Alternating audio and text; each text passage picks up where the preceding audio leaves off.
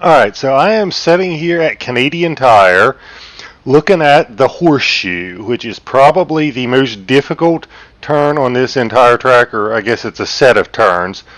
But I'm going to talk about how we get through the Horseshoe, or at least how I get through the Horseshoe. You've got a downhill that bottoms out, leads to an uphill.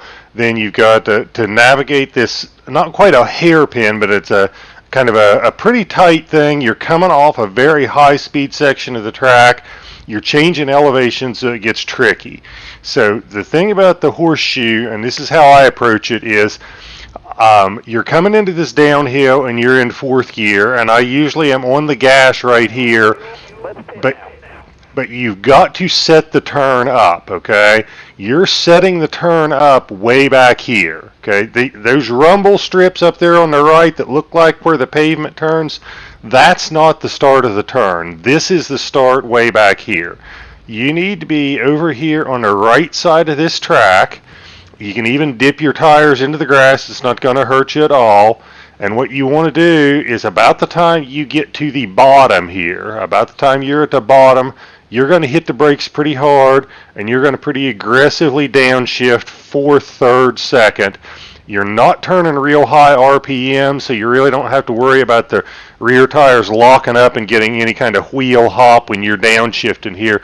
So you're going to downshift really quick, fourth, third, second.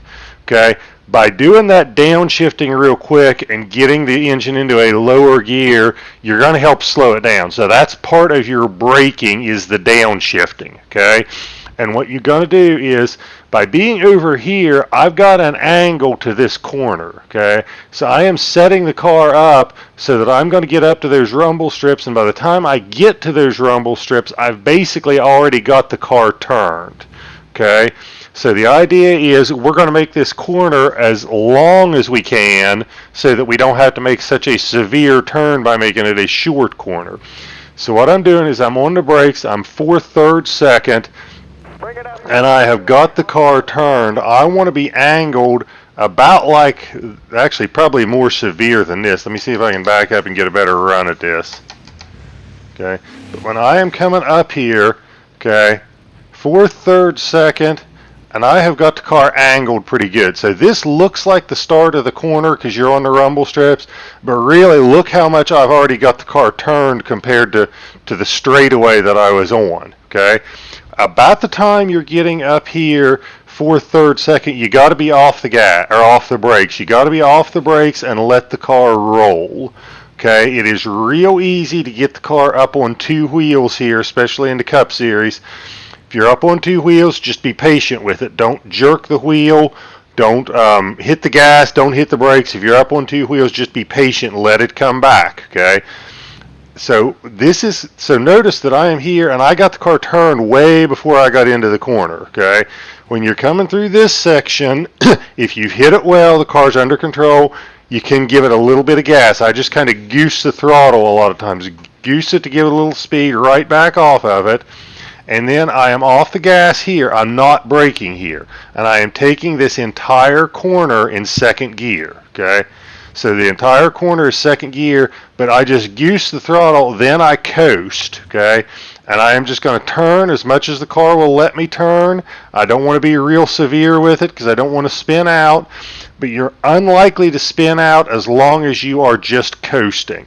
So I'm going to try to get it turned here, and I'm going to try to catch those rumble strips a little bit, but I'm going to get the car pretty well straightened up before I get back on the gas. Okay, you're coming off elevation changes. The car's a little bit unstable. It's a hard right-hand turn. It's really easy to spin it out. I don't go crazy with the throttle or get real aggressive. I basically get the car straightened up in second gear, then I am hard on the gas, and then I am rolling through this. So that is kind of how I attack the Horseshoe. A couple other tips since we're on a road course. One of the tips that I have, and this may sound very counterintuitive, is I run very, very loose setups. Anything Xfinity or truck, I can guarantee you on a road course I'm running a 9. I run this or number the setups from 1 through 9, with 1 being tightest, 9 being loosest. Xfinity or truck, I'm almost always, I don't think there's anywhere that I don't run a 9. In Cup, I'm running an 8 or a 9. Like at Watkins Glen, where it's a little easier to control the car, I'm probably running a 9. Here I'm running an 8. Okay, so that's where I'm running. I don't know exactly why that works better, but I know you're less likely to spin out running a looser setup. Maybe the tighter setups, you have to turn the wheel so hard to get it to turn that when it does turn, it wants to spin out. I don't know the exact logic, but I just know the looser setups work.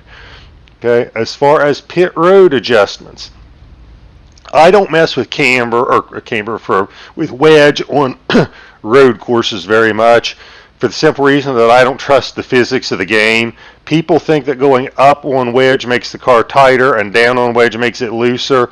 The way it should work is going up on the wedge makes it harder to turn left and easier to turn right, and down should be the opposite. I don't know if the physics are that advanced here, or they just always make it tighter when you go up and looser when you go down, but I don't mess with wedge on road courses. What I do mess with is tire pressure. And if you go up on the front tires, it's going to make the car looser. It's going to make it turn into a corner easier. Rear tires are the opposite. If you go up on the rear tire, it's going to get looser, especially coming off. If you go down on the rear tires, it's going to make it tighter, especially coming off. And I always think of, if I'm making tire pressure adjustments, it's usually, I'm thinking of the front tires are what I'm adjusting when I'm turning into a corner, and the rear tires are what I'm adjusting when I'm turning out of a corner. So that's some tips for Canadian Tire and the tricky Horseshoe. The next segment of the video is going to be me going through it full speed, something that I pre-recorded, and I'll just add it in here. But hope this helps. Canadian Tire is a tough track, but it is a lot of fun to drive once you learn to get around it. It's probably my second favorite road course next to Watkins Glen, but I think it's just a lot of fun once you learn to get around the place.